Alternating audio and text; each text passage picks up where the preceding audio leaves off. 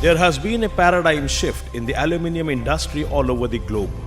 From a strategic metal, it is slowly but surely graduating to become a metal of the future. The per capita usage of aluminium has been growing. Even the government of India has realized that for the nation to be bracketed into a developed one, the usage has to increase in sectors like infrastructure, building materials, automotive industries, packaging industries, aerospace, shipping, transport including railways and many other day-to-day products. For scaling up the usage, there is a strong need to increase the number of applications of aluminium. The eastern province of India, Odisha, is endowed with bauxite deposits and has the value chain like refining and smelting facilities with power production and coal deposits.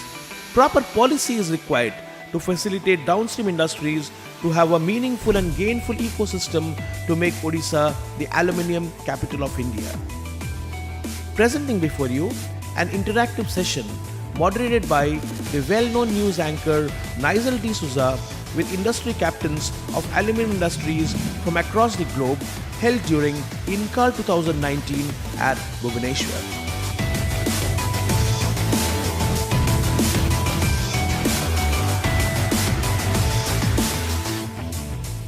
Aluminium, the future metal. And incidentally, we have very senior people, CEOs from primary producers of aluminium from across the globe, from also downstream. And to anchor this session, we have none other than the very popular Nigel D'Souza, whom all of you we see every day almost on CNBC. So he has come here. First of all, on behalf of Incal 2019, Aluminium Association India, we would like to profusely thank Nigel for being here and anchoring this program. So over to Nigel, and he will also ensure that everybody is introduced. Right, pleasure and honor to be out here. Tomorrow we have the union budget. That Finance Minister will be presenting. But it's good to be here for a few hours, and hopefully something comes out for the aluminium sector as well, that various recommendations have been put forth. So let's hope there is some perfection as well. Just to give a brief intro about myself, thank you so much, Mr. Ashutosh, for giving that introduction. But I track metals and mining for close to around the last decade or at CNBC TV 18. I anchor shows, market shows that is, during market hours, as well as I look at the cement space, associate editor with CNBC TV 18, and hopefully we have a good next 20-25 minutes with the panel. Just requesting the panel to introduce yourself, sir. My manufacturing center of excellence at Hindalco, almost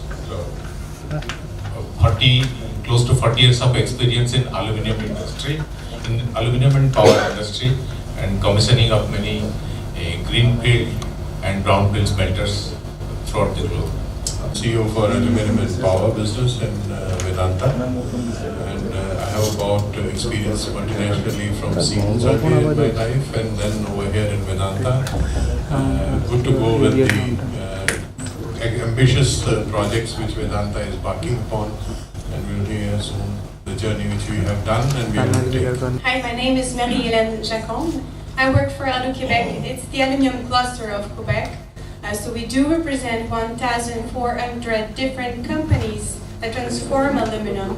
Aluminum in Quebec is a world-class industry, so we're here to work with all the smelters and to find new opportunities and partnerships.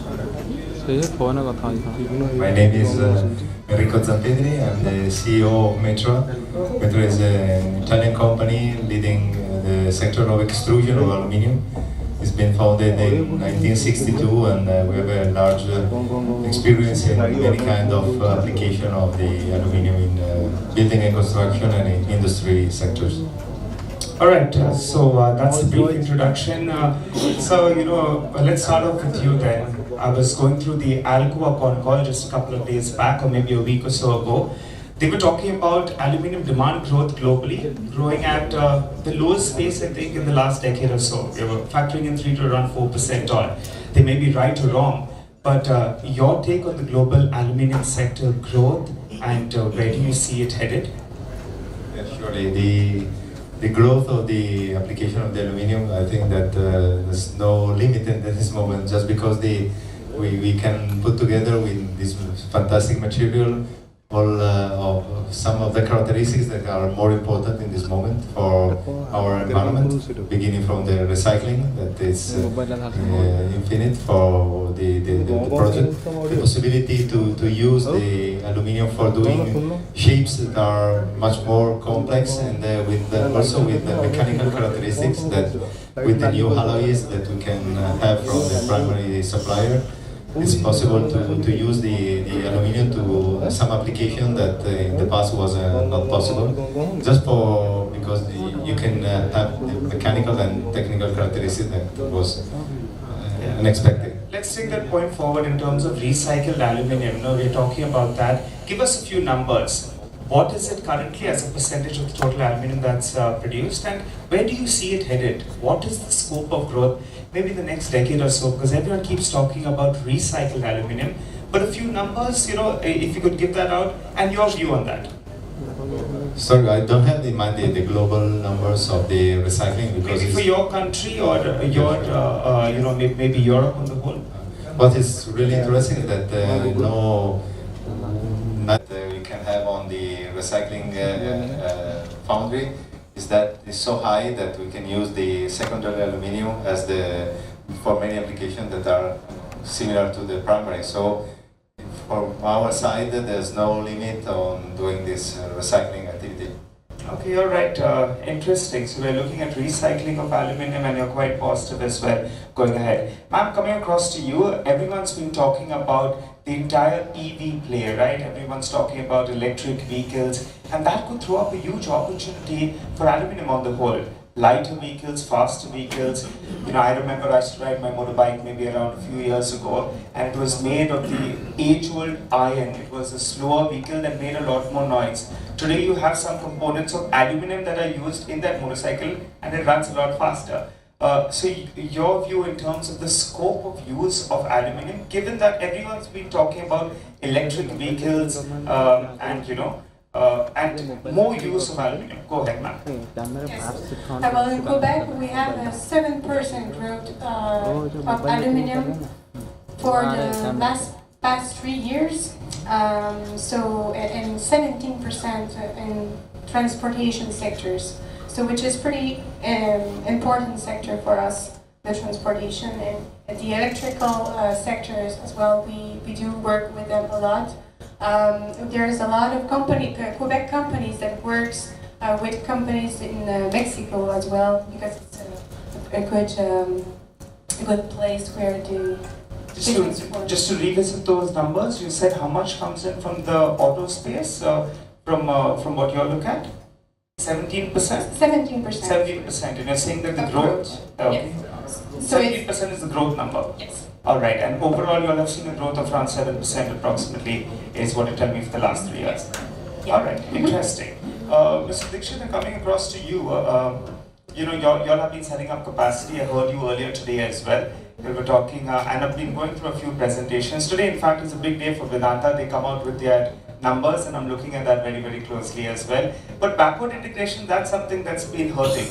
You're looking to set up an alumina refinery. I think you're looking at scaling it from around 1.5 million to around 6 million odd. Your take on backward integration and view on alumina prices as well? So I would put it both from the aluminium growth and backward integration, both, and the sense of doing backward integration. What we see today in India, the growth is around 7-8%. But if we really compare with the rest of the world, our per capita consumption is a big scope of improvement. At least if we compare world average, we could go 5 to 8 times, which would practically mean that 7 to 8% growth if we really go into the areas which are not so well utilized in India. That is the automotive sector, the construction and the packaging industry. If these are well taken up forward, the growth could be a good double-digit growth. Now, we have to meet this growth rate, and therefore you need an entire value chain in India. And alumina therefore becomes a very important factor, both alumina and bauxite, what I said today. 10% of the bauxite resources are only explored, and there is a much more need to do that. And obviously the logical next step is alumina. And going backward integration, we take that it is important to go in this way to provide a stable, continuous output of the smelters which we want to do and participate in this growing market. We want to go ahead and even go into the R&D sector for getting this area of application well done, for the simple reason that that is the trigger to the growth next. We cannot stay continuously only on the basic molten metal concepts and ingots. As we go further, and we also see it moving forward, today railway wants to go into the wagons, cycles are becoming of aluminium, aerospace, and we need aluminium over there. If we go into the construction material, it goes down up to the kitchen of every household. Take the electricity, which is the core of the entire economy, if we say, because that is the energy source which goes into the household in the most easiest way. Aluminium plays an important part for transferring this energy from one point to another, even to the sockets in your home. And that is the main reason why we say much more is needed to be done, so that we also go to a point of the way aluminium is consumed in developed countries and multiply it. And that makes a big sense for going backward integration, to be able to be consistent with our overall theme of contribution to the nation. Right. Mr. Dixit, if you could give us a few numbers. You said that the aluminium industry half of the year was growing at around 14%. Is the total production increased?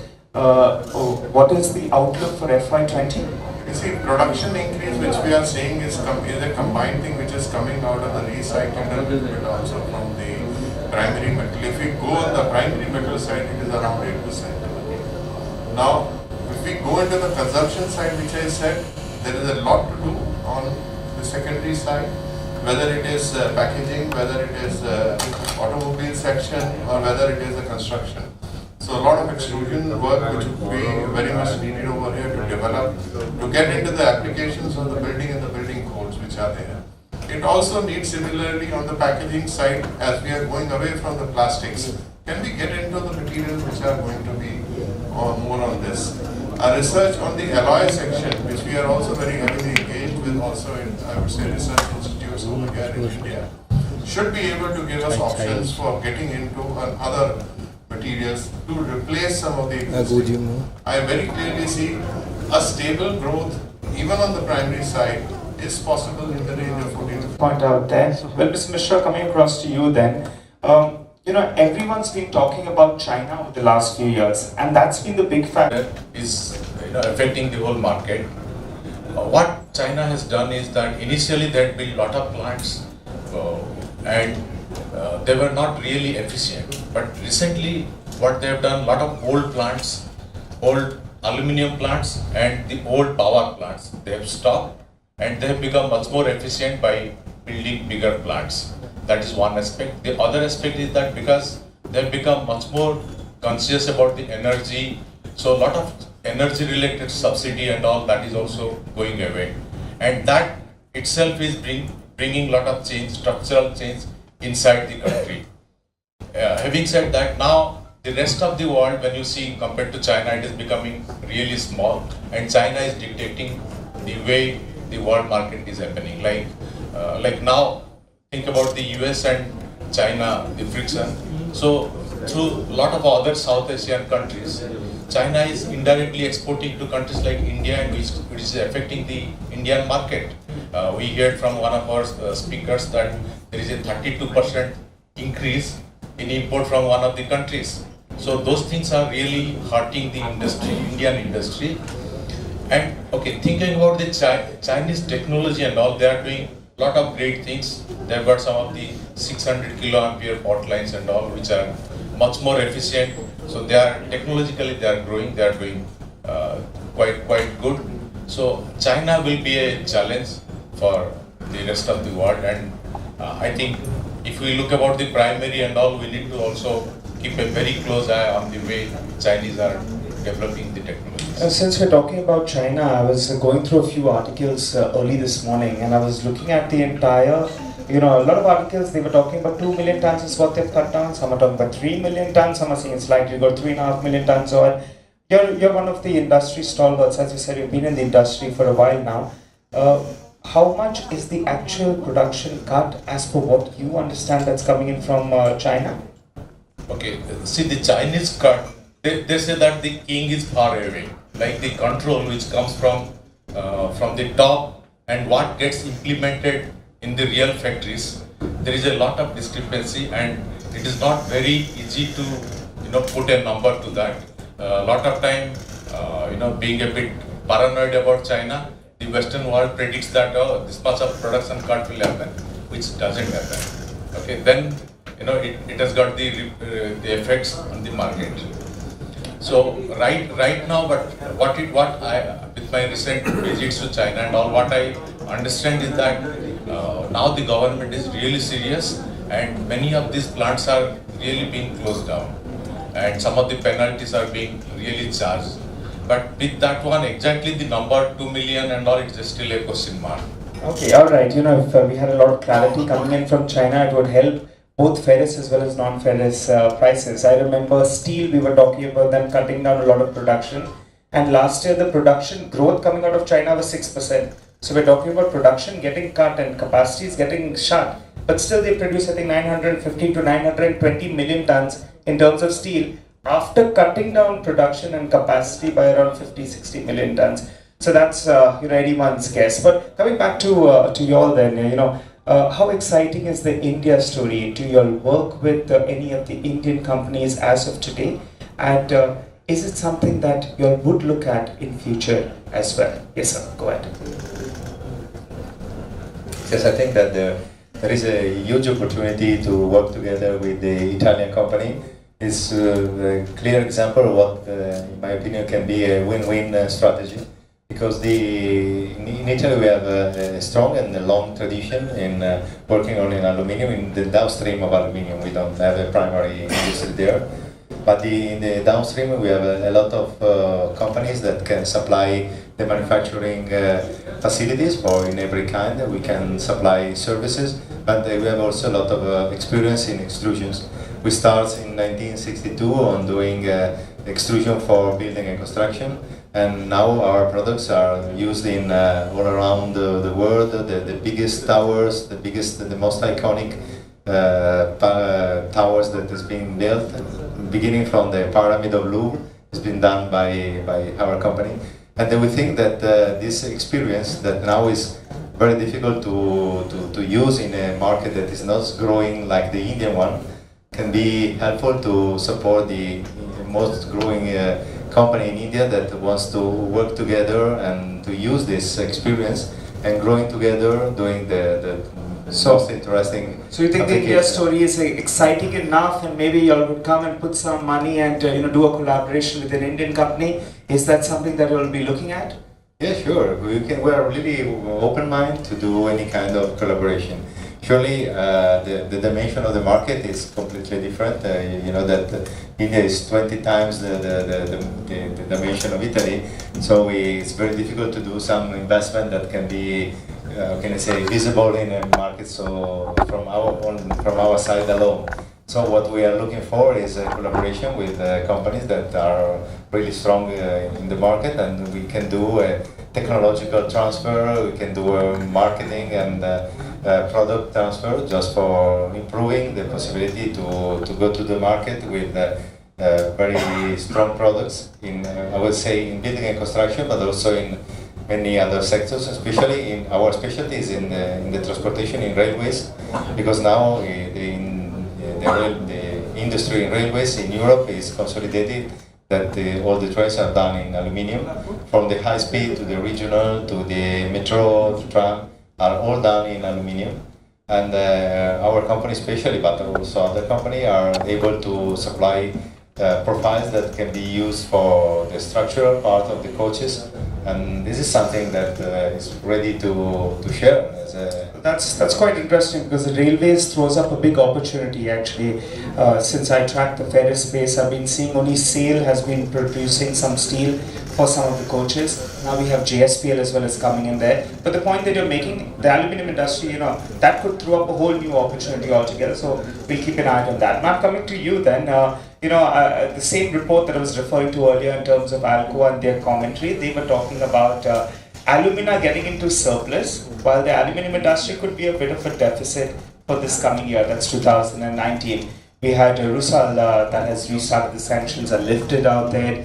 You have Nox Hydro as well, the entire shutdown, now that's coming back on stream as well. So in terms of pricing, how are you viewing it, both alumina as well as aluminium? Because you've seen a sharp correction, $2,500 per ton just around 9 months ago, and now we're back down to around $1,900 per ton.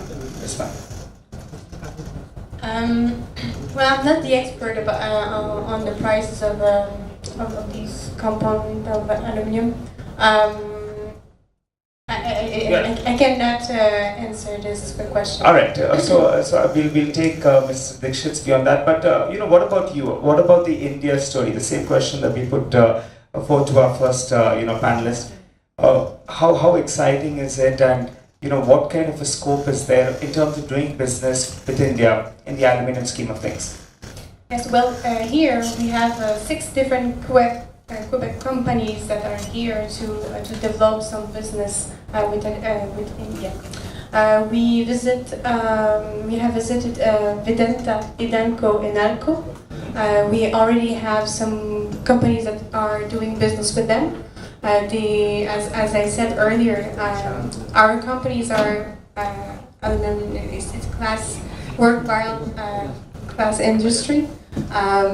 They can do most of a new plant, so they can for sure help these companies to be more to improve their plant and their performance. So we're looking forward to work with India more and more. I think it's a growing sector here, and we will work.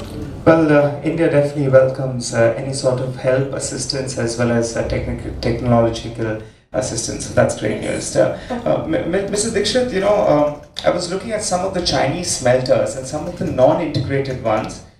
They're not making any money for the last 4 to around 5 months odd. Vedanta as well, in terms of backward integration, some part of that is integrated, but otherwise raw material sourcing has been a big challenge. Your take on that? You see, as I said also in the opening session today, that the new Mining Act has opened up transparency on the auctioning. And I do see that the way forward for India, if they have to secure and create a self-sufficiency on this aluminium metal, and I do see that this is a metal of national importance, all this mining activities and exploration activity has to now scale up. 10% is only utilized as far as the aluminium is concerned. 3% is utilized only on the mineral. If you take at the import of the mineral, it is growing faster than the oil and gas. So it cannot be a situation where India is rich in minerals and then we are not exploring what we have. Not exploring what we have. So there is no way out other than getting this exploration in place and getting more mines auctioned, and we are very hopeful for that because this reserve is huge. There is always a dialogue of how to get it done, and therefore I would say there should be a common platform where government, the investor and the public at large who are getting affected are on a common platform, coming together to find answers to the speed of this implementation. If it is done, we are very much there, and I don't see any reason why we should not do it.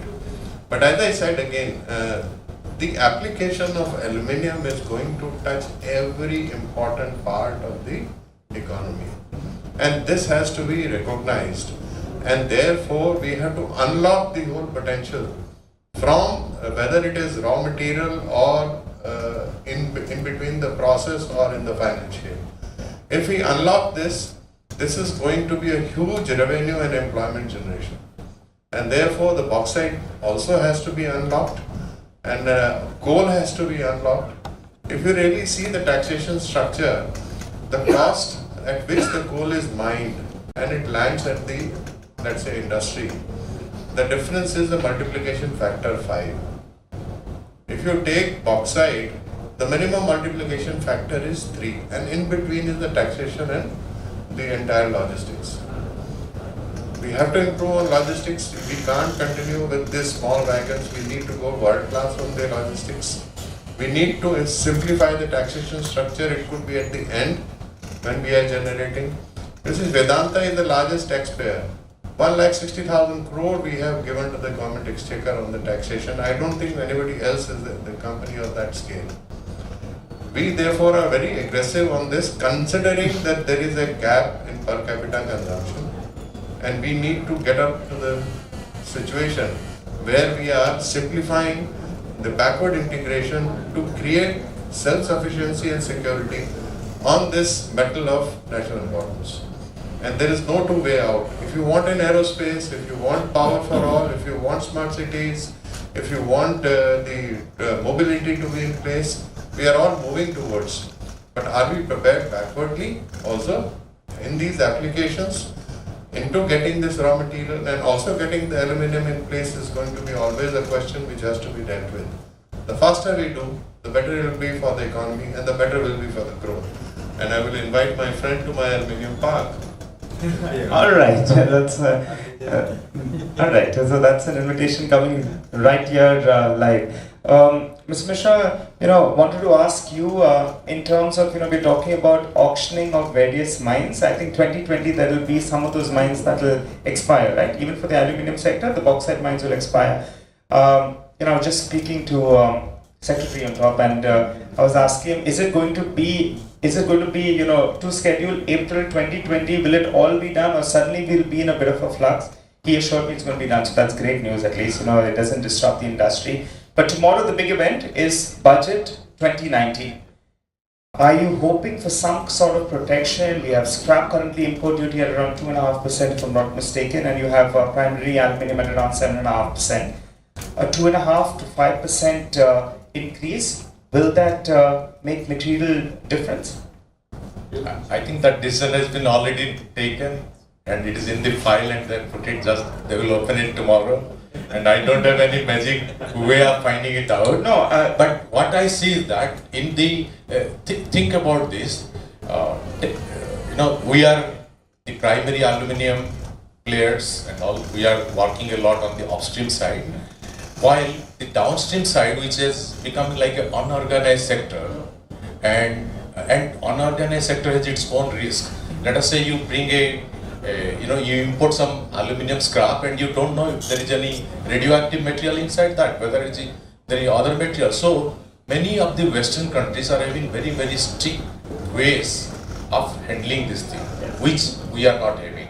And because we are not having that, the downstream, the recycling, which are the real future of aluminium industry, that is not coming to the set. Think about, you talked about the recycling. I think the benchmark I can give is Brazil. Almost every can in which anybody consumes beer or soft drink or anything gets recycled. That's the benchmark. It's the best in the world. And we have got a Brazilian plant and all in Brazil. We got some of those experts to talk to our people, the government, trying to showcase them that it's possible. Maybe the rich man is having a beer, but the poor man takes that beer can and is having his own meal. That is the way it happens in Brazil, and it's quite possible. And lot of the the recycling and all, it has to happen, and that percentage will keep on increasing. Let us say, what I see that maybe 40 years from now or so. Because aluminium has got so much capability of getting recycled, maybe we will not be talking about the primary aluminium or the mines and all. Will be all recycling industries. That may be the long-term trend, 40 years or 50 years from now. But to get prepared to that, 40-50 years for a country and all, it just comes too quickly, and we are not really ready. We don't have the proper rules, regulations to control. And inside our country, we don't have a proper way of handling this scrap, from which the normal people get benefited. We just import everybody else's rejected scrap and we use it, which is really very, very bad for us. And that is basically, I think we have got around more than 4 million ton of aluminium making capacity, which is underutilized just because of this. So that is a big thing. Alright, Mr. Mishra, we take that point, and also importantly, it's already written, it's in that sealed envelope. Let's hope there is something in that sealed envelope to help the aluminium industry as well. Well, on that note, we'll wrap up on on the show. Thanks so much to all our panelists for giving us all your inputs. You're welcome, sir, ma'am, to the country to invest more. And we have a lot of our aluminium producers that are waiting to gain from your expertise. Thanks so much, Mr. Dixit, as well as Mr. Mishra. Well, we'll wrap up on that. Let's hope that, in fact, the outlook for the aluminium industry is far more positive in the coming year. Everyone was talking about aluminium being the new zinc just 6-8 months ago. That seems to have toned down. But let's hope, let's sound a little more optimistic from here on. Cheers.